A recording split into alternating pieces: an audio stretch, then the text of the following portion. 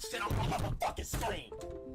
Wizard101 has been amping up new teasers for their upcoming summer update, and Wizard101 today just tweeted a new teaser, and we're going to be talking about it in this video. But before this video starts, if you can please like and subscribe, helps me out a ton, keeps me motivated to keep making videos for you guys, and thank you for 1,000 subscribers. I greatly appreciate it. Thank you. Now let's get into the video. So KingsIsle just posted a new teaser on the Wizard101 Twitter that says, quote, "There are things in the dark the light has forgot." And it shows an image of this area that I'm at right here in the Arcanum. You can see like this like general floor design. It is very uncanny here. Let me go into Photomancy real quick and show you. You can see like they literally got this image from this area in the Arcanum, right, where you have kind of like a star-ish, except this circle area right here, instead of it being like a, I don't really know what this is, like a cosmic space matter kind of thing, I guess. It's the symbol of the Cabal. You know, this teaser is very interesting because it shows the Cabal logo. And if you remember from the Wallerer update, we sort of solved our grievances with the Cabal in the story. So it's kind of weird to see the Cabal again, like the Cabal logo again. But maybe the direction that Wizard101 wants to go is in Arc 5, maybe the Cabal are the main villains now. We have to deal with some subsections of the Cabal that survived. Or maybe we have to deal with the old one himself. Instead of Dasein, we have to actually deal with the old one, maybe. Or this could be teasing a new raid. Now, in previous videos, I've covered that we know that we are getting a Polaris raid, so I won't go too much in depth on it, but if you want to hear more of why we're getting a Polaris raid and my thoughts on that, you can check the video at the top right of the screen. There should be a card. You can just watch that video to get a little bit more context to what I'm talking about here. But if you look at the colors and just like the saturation on this image, it has that sort of dark bluish tint to it that we kind of see here in Polaris, where it's kind of like a dark bluish saturation, you know? It's like a little bit of a darker tint to it than it shows in the Arcanum, which I think is very interesting because maybe this is something to do with the Polaris raid. I mean, one of the first times the Cabal has ever been even foreshadowed was in Polaris. I think it was mentioned for the first time in Mirage, but in Polaris, I believe it was foreshadowed by the Oracle, or maybe I'm just completely making it up. I don't remember exactly, but I'm pretty sure it was foreshadowed in Polaris. So I guess we're going right back where we started. Now, if you remember in the Azteca raid, we got an entire storyline for the raid that had to do with Xibalba and Hunhao coming back or whatever and attacking Xibalba. So maybe that's the direction they're going with this new raid, where we now have the Cabal coming back and they're attacking Polaris, and we have to deal with a subsection of the Cabal. You remember back to the Azteca raid, we had to get a quest, a little pre-quest here from Gwyn Fellwarden. Wait, Gwyn Fellwarden? Who is Gwyn? And she gave the quest to basically go and, like, deal with Xibalba. If you look at here, the ley lines are thrumming, the heavens stream out one word, Xibalba. Azteca is laid waste. You have to do this entire pre-quest for the Azteca raid. So maybe we're going to be getting something like that for the new Polaris raid. I think that would be super interesting if we got that, just due to the fact that, like, it has to do with the Cabal, and the Cabal are kind of arc villains, really. They were introduced in Arc 3, and they were with Grandfather Spider helping him out, and now they've been introduced into Arc 4 again, and they were kind of a very central focus point of Arc 4. Maybe this is a precursor to the Arc 5, where we have to deal with the Cabal and Polaris again, and that's the story of the raid.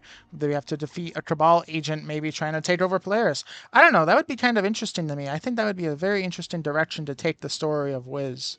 Another very interesting theory is that this has more to do with what the NPC Brandon talked about in his quest with a Borealis dragon. In the quest line, Brandon says, quote, "I'm Brandon. I like to help people too. I came to the frosty wilds of Polaris in search of the fabled Borealis dragon, but I've gotten a bit sidetracked, lending to what aid I can to beleaguered Transpolarian highway travelers.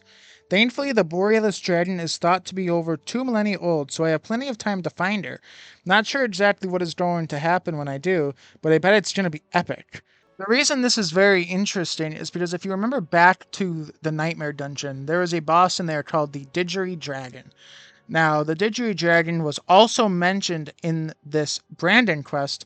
The Master Zelant, who you talk to, or I think you fight him actually later on in the quest, says, rumors have reached us that the Didgeridoo has resurfaced in Wallaroo. So this wouldn't be the first time that there's a boss mentioned in the Brandon quest that actually made its way to the game.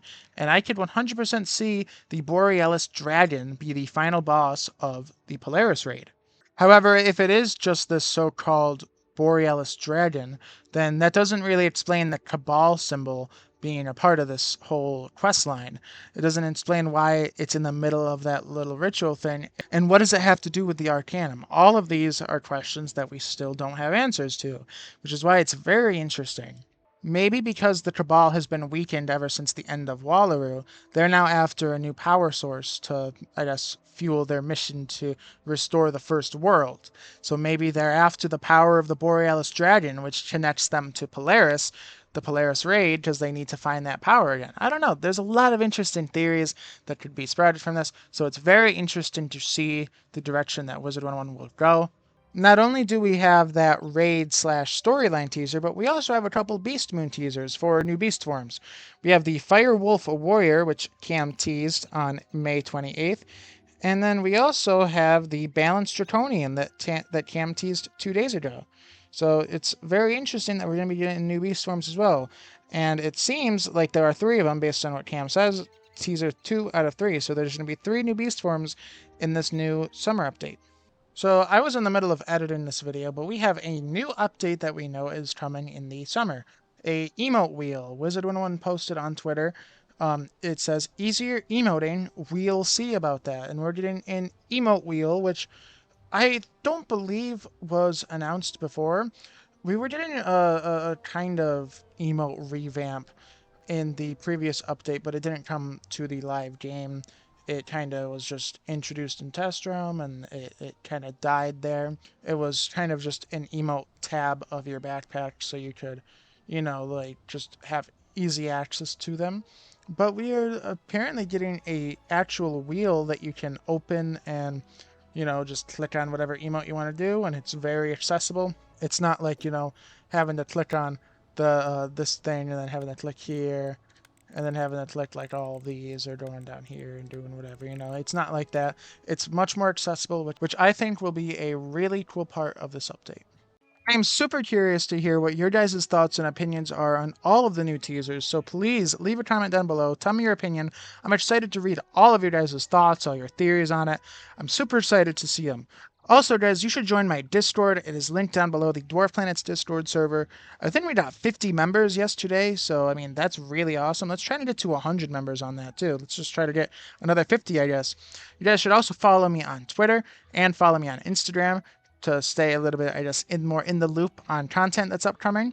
We're going to set a new goal here since I got 1,000 subscribers before the summer. Let's get 2,000 subscribers before the end of 2024. So if you can please leave a like and subscribe on the video, it helps me out a lot, and you help me achieve the goal by subscribing, so I'll be greatly appreciated. Thank you guys so much for watching, and I will see you all in the next video. Have a good day, everyone, and goodbye.